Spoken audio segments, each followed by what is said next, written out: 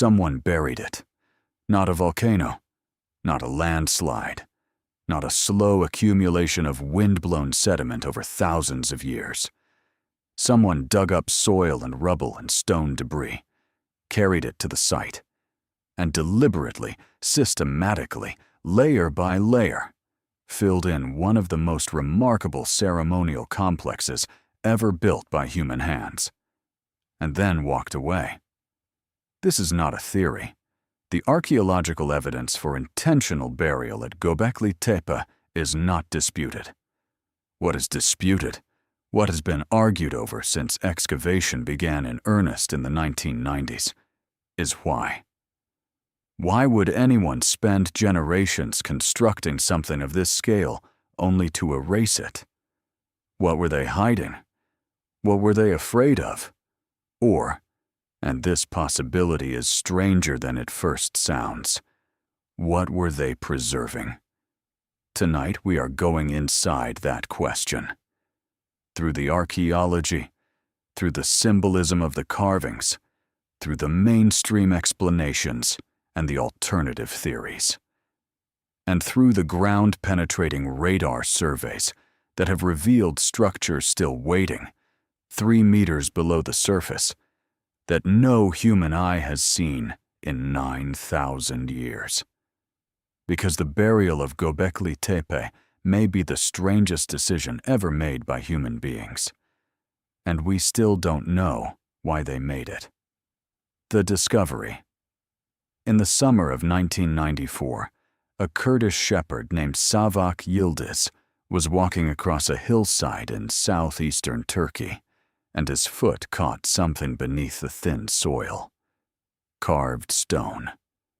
A German archaeologist named Klaus Schmidt came to look. He recognized immediately this was not a routine discovery. He came back the following year with the team, and he spent the next 22 years of his life at that hilltop.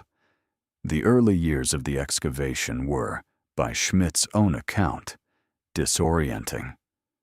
Not because the finds weren't extraordinary, they were, but because the deeper the team dug, the older and more sophisticated the structures became. The first enclosures revealed in the upper layers were already remarkable. Large T-shaped limestone pillars, elaborate carvings, circular architectural forms, unlike anything from the same period. But then, beneath those enclosures, in the deepest layer, the team found something that made the upper layers look like a later, diminished version of an earlier original. The deeper enclosures were larger, the pillars were bigger, the carvings were more detailed, more varied, more compositionally sophisticated. Whatever tradition Göbekli Tepe represented, it had not been building toward a peak. It had already passed one. The date of the oldest layers, approximately 9,600 BCE, 11,600 years ago. But here is what the radar revealed. Ground-penetrating radar surveys of the entire hilltop have mapped the subsurface in extraordinary detail. At least 20 enclosures have been identified underground. Some appear to be larger than any that have been excavated. The radar signatures suggest a pattern of enclosures extending across a much wider area of the hill than the current excavations cover. What is currently visible at the surface represents approximately 5% of the site. 95% remains underground. 9,000 years underground, intact, protected by the fill that covered them. Still waiting. And what the remaining 95% might contain. What carvings, what astronomical records, what objects deliberately buried in the fill, is the question this investigation is building toward. Why the site should not exist. The conventional model of human prehistory is based on a well-established sequence. Hunter-gatherers were mobile, temporary. They did not invest in permanent structures, because they couldn't afford to stay long enough to use them. The transition to settled life began with agriculture. Once you could store food, you could stay in one place. Once you could stay in one place, you could build things that last. Agriculture in the Fertile Crescent began approximately 10,000 to 9,000 BCE. Göbekli Tepe was already old by then. Its oldest layers predate the agricultural revolution by roughly 2,000 years. The people who built the earliest enclosures had no surplus food stores, no permanent settlements in the immediate area, no agricultural base to support a large workforce, and yet they quarried stone from a plateau a kilometer away, shaped pillars weighing up to 15 tons, transported those pillars uphill, erected them with precision, carved them with sophisticated imagery, not once, many times, across multiple enclosures built over an extended period. This does not fit the model, and here is the detail that makes it even stranger. The oldest enclosures at Göbekli Tepe, the deepest, most ancient layers, contain the largest pillars, the most detailed carvings, the most precisely executed layouts. The later layers are smaller, simpler, less refined. The construction tradition was not improving with practice, it was declining. The people who built the earliest enclosures knew more than the people who came after them. That is not what emerging traditions look like. That is what traditions in decline look like, which raises a question that the conventional model has never satisfactorily answered. If Göbekli Tepe was the beginning of something, if these hunter-gatherers were learning to build for the first time, why does their earliest work look like the peak of a tradition that had already existed? What came before it? And where did that knowledge come from? The burial evidence. Let's look at what the evidence actually shows. Because the burial of Göbekli Tepe is not an inference. It is a fact of the physical record that anyone who excavates the site has to account for. The enclosures were filled, systematically with a mixture of materials: soil, stone debris, flint flakes, animal bones, and fragments of carved stone. The fill material was brought to the site. It didn't arrive naturally. Wind-blown sediment would produce a different layering pattern. Water-deposited sediment would sort by particle size. What was found in the fill is a mixture that indicates deliberate deposition. The fill covered the pillars entirely. In some enclosures, it was deep enough to submerge even the largest central pillars, some of them 5 meters tall. But here is the crucial detail. The fill was deposited carefully enough to preserve the site. The pillars are still standing. The stone walls of the enclosures are intact. If the fill had been dumped carelessly, the weight would have damaged or toppled the structures. Instead, what we find is a site treated with care in the act of being concealed. This was not vandalism. This was not the work of enemies destroying a temple. This was reverence. Within the fill material, researchers found specific objects that appear to have been deliberately included rather than accidentally incorporated. Worked flint tools, obsidian blades, bone fragments from feasting, small carved figurines, beads. These were not lost. They were placed. The fill was seeded with the material culture of the communities that had used the site, as if the filling itself was an offering, a last deposit of the sacred objects, the tools, the small precious things that the site had accumulated over its centuries of use. And then, the detail that changes the interpretation entirely. Some of the carved stones in the fill are broken, not damaged by time or pressure, deliberately broken. Fragments of carved pillars, portions of decorated stones, fractured before being deposited.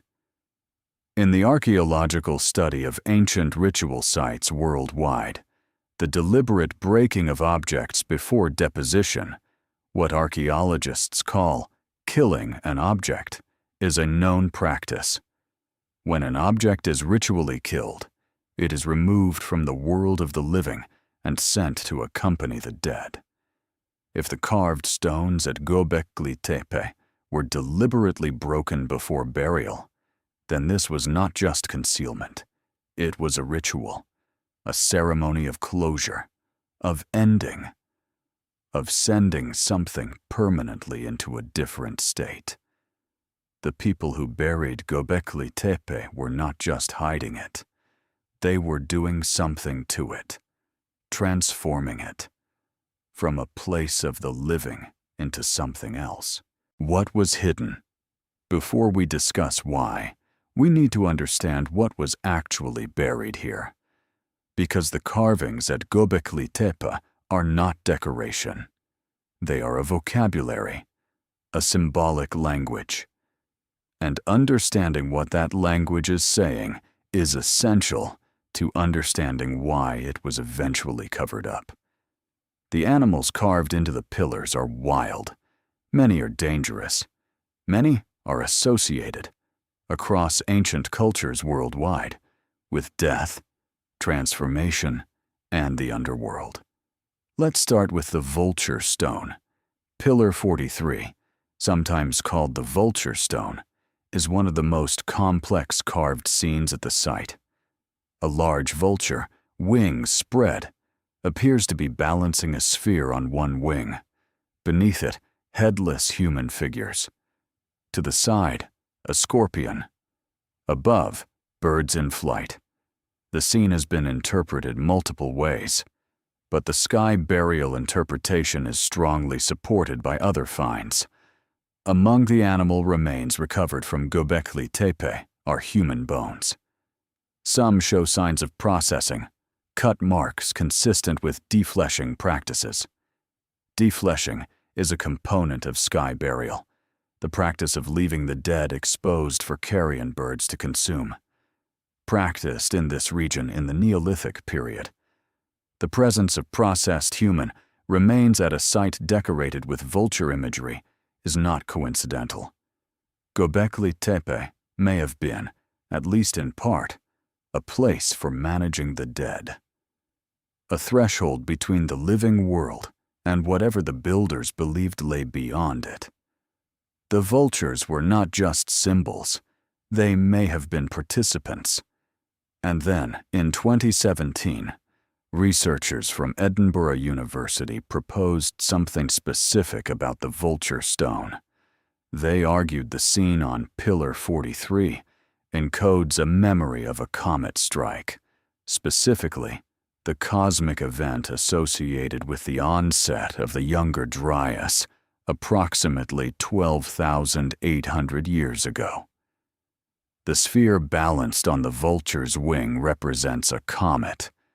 The headless figures represent the dead. The scorpion represents the constellation Scorpius, identifiable at the time of the Younger Dryas. If they are right, then Pillar 43 is not just religious symbolism. It is a record of a catastrophe, a carved, permanent, stone record of the event that may have ended the world those people knew. Which changes the question of why the site was buried entirely. But first, the humanoid pillars. The central T-shaped pillars at Göbekli Tepe are not purely abstract. They have features that suggest the human form. Some pillars have arms carved along their lower sections, hands meeting at the front. Some have belt-like markings at what would be the waist. Some have necklaces carved in relief.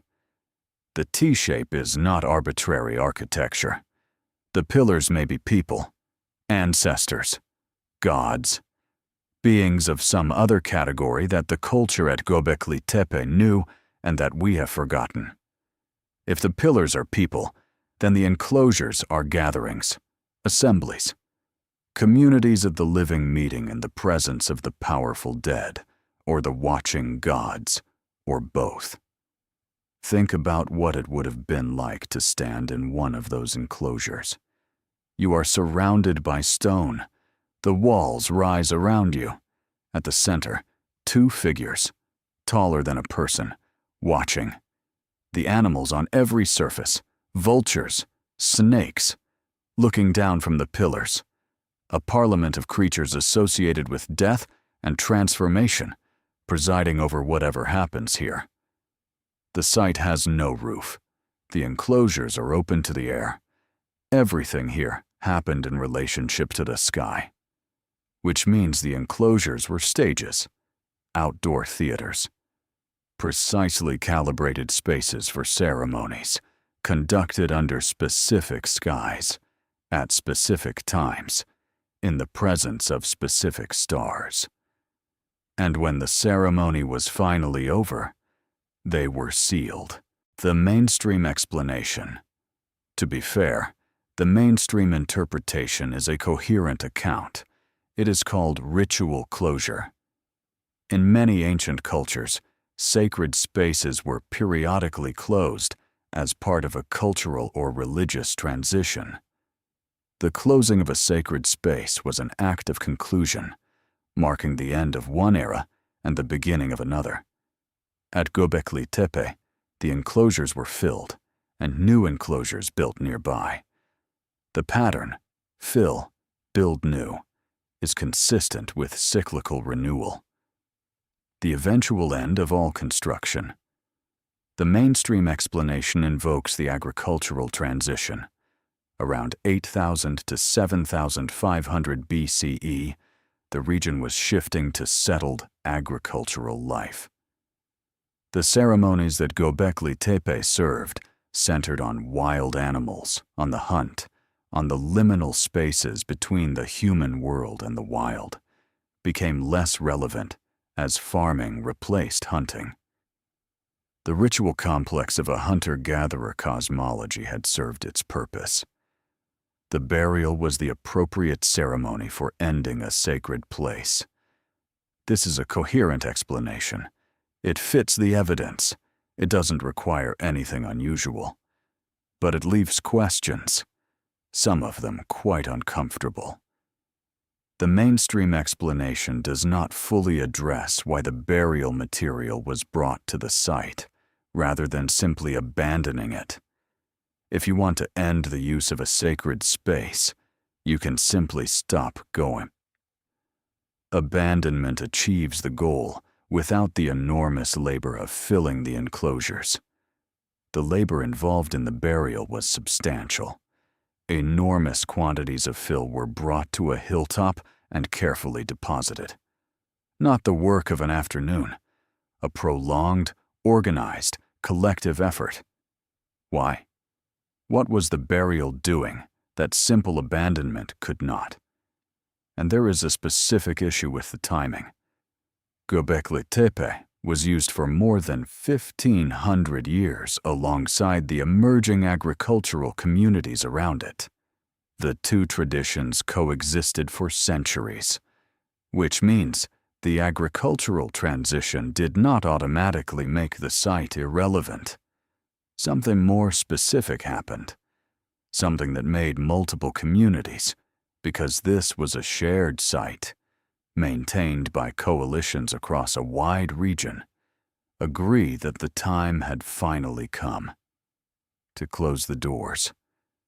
Whatever that something was, it was convincing enough to unite communities that had been coming to this hilltop for generations. Something made them all agree. The mainstream explanation cannot tell us what that something was. The alternative explanations. The alternative interpretations are not wild speculation. They are responses to genuine gaps in the conventional explanation. The first, catastrophe memory. The Younger Dryas began approximately 12,800 years ago. Göbekli Tepe's oldest layers date to approximately 9,600 BCE, precisely when the Younger Dryas was ending. 100 years after the worst of the catastrophe lifted, someone was building this. The specific claim, made by the Edinburgh team that analyzed Pillar 43, is that Göbekli Tepe was built partly as a memorial. Encoded in the animal imagery and astronomical alignments was a record of the catastrophe that had happened before, and perhaps a warning about what could happen again. If this interpretation is correct, then the eventual burial takes on a specific meaning. The memorial had served its purpose. The knowledge it was built to preserve had been transmitted, incorporated into the agricultural communities developing around the site, and the original monument could now be safely closed. Not abandoned, not destroyed. Sealed, protected, preserved underground for a future that the builders could not specify, but somehow anticipated. The second, deliberate preservation. What if the burial was an act of protection? What if the people who buried Göbekli Tepe did so because they believed the site was in danger? If they believed the site would be destroyed by conflict, by the encroaching agricultural communities whose worldview was incompatible with the hunter-gatherer cosmology the site represented, then the burial could have been an act of deliberate preservation, not for their own generation, for whoever came next. This interpretation is consistent with the care of the burial. The site wasn't damaged in the filling process. The pillars are standing. The carvings are intact. The buried enclosures are, in a very real sense, better preserved for having been covered. And it is consistent with something that happened in 1994. A shepherd's foot caught a carved stone, and the secret of 9,000 years ended. Whether that discovery was an accident or the fulfillment of an intention, an ancient decision to hide something for a future that could understand it, we cannot say. But the builders of Göbekli Tepe could not have known when they covered their pillars whether anyone would ever find them. They buried them anyway. That is either faith or something stranger. The third, knowledge transmission. There is a version of this that does not require a full-scale lost civilization. It requires only this, that some group of people, in the period immediately after the Younger Dryas ended, possessed knowledge of astronomy, of the sky, of sacred significance, sophisticated enough to encode in a large-scale architectural program, and that they built Göbekli Tepe, at least in part, to transmit that knowledge to the communities that would follow. Not through writing. They had no writing. Through example. Through the practice of building and conducting ceremonies and pointing at the sky and saying, "This is what happened. This is what you must remember." As the original knowledge holders died and were replaced by people with less direct access to the original knowledge, the tradition simplified. The later enclosures are smaller and less elaborate because the people who built them understood less. Until finally, when the tradition had faded to the point where the site could no longer serve its original function, the remaining practitioners made a decision to close what could no longer be maintained, to bury what could no longer be used, to preserve it in the dark for a future that might be ready to understand it. The oldest work is the best work. That fact has never been satisfactorily explained, and it is the one that makes the most stubborn demand for a different kind of answer. The structures still underground.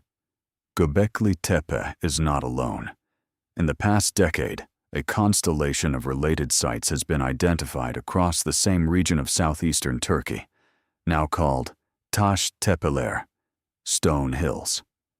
Karahan Tepe, about 40 kilometers from Göbekli Tepe, has been under active excavation since 2019. What has been found there is extraordinary. A carved chamber with a human head emerging from the bedrock itself, as if a figure is buried in the living rock, pressing upward through the stone. Multiple human figures carved directly into the bedrock, their faces visible above the surface, while their bodies remain embedded below. A niche containing a cluster of carved phalluses, some with faces carved into their surfaces, emerging from the rock like a congregation of watching presences. The imagery is more explicitly humanoid than Göbekli Tepe, and the carving technique, figures emerging from the bedrock itself rather than placed on separate pillars, suggests a related but distinct symbolic vocabulary. Other sites in the Taş Tepeler region are being investigated. Some may predate Göbekli Tepe's oldest layers. Some may have been buried in similar fashion. The region of southeastern Turkey was a center of monumental ritual activity for at least 2,000 years, beginning at the end of the Younger Dryas and winding down as the agricultural transition took hold. And at Göbekli Tepe itself, 95% is still underground. The unexcavated enclosures may contain more complex carvings than anything found so far. The excavated sample is small. The possibility that more elaborate symbolic programs, more detailed astronomical records, more complex mythological scenes exist in the unexcavated areas cannot be excluded. Some researchers have also proposed that the hilltop may have been chosen partly because of natural features in the bedrock beneath it. Limestone develops natural cavities, caves, chambers, voids created by the slow dissolution of rock by acidic groundwater. If natural chambers exist beneath the site, if the builders chose this hilltop partly because of what was below it, the relationship between the surface structures and the subsurface takes on a completely different dimension. Ground-penetrating radar is not designed to image deep subsurface voids. Its penetration at Göbekli Tepe has been sufficient to map the buried enclosures, but not to characterize the deeper geology. Whether natural chambers exist beneath the site, and whether those chambers were known to the builders, is unknown and uninvestigated. The question of what is hidden at Göbekli Tepe is larger than the question of what is in the unexcavated enclosures. It extends, potentially, into the rock itself. Why bury it? Let's return to the question we started with. Not why would anyone use such a site? Not why would anyone stop using it? Why would anyone spend the time, energy, and organizational effort to systematically fill it in? We have 4 candidate answers. First, ritual closure. The site was closed as a ceremony of cultural transition. The burial was the appropriate conclusion for a sacred space whose active function was ending. Second, agricultural displacement. The cosmology that Göbekli Tepe served became irrelevant as communities transitioned to farming. The site was buried because it belonged to a world that no longer existed. Third, catastrophe memory. The site was built as a memorial to the Younger Dryas events and buried when the knowledge it was preserving had been transmitted to the communities that would carry it forward. Fourth, deliberate preservation. The site was buried to protect it from an anticipated threat, conflict, cultural erasure, with the hope or the intention that he would be found again. These explanations are not mutually exclusive. Two or more could be true simultaneously. But here is the question that sits beneath all four. The question that, once you see it, is hard to ignore. The people who buried Göbekli Tepe could have done nothing. They could have simply stopped going. The site would have been gradually covered by wind-blown sediment over millennia and lost. Instead, they invested the equivalent of hundreds of thousands of person-hours in filling it in carefully, deliberately, with objects selected and placed according to a logic we can see but not fully read. That investment demands an explanation. And the explanation, whatever it is, tells us something fundamental about the people who made it, about how they thought about time, about what they believed mattered enough to preserve, about what they were doing for someone who wasn't them. Because here is the thing that the burial of Göbekli Tepe makes clear about the people who made it. They were thinking about the future, not next year, not the next generation. A future so distant they couldn't imagine it. A future in which the covered hill would look like a natural feature of the landscape. The builders themselves long gone. The tradition they represented perhaps entirely lost. And they decided what lay beneath was worth preserving into that future. That act requires a specific kind of temporal imagination, the ability to project not years or decades, but centuries or millennia forward. The ability to imagine people you will never meet and to care about what they will find. We like to think of this kind of long-term thinking as a modern virtue. The burial of Göbekli Tepe suggests it may be much older than civilization, or that civilization, in some form we haven't fully recognized, may be much older than we think. The pillars wait, still standing in the dark, in the enclosures that haven't been opened, still carved, still detailed, still encoding whatever the builders needed the future to know. The carvings wait.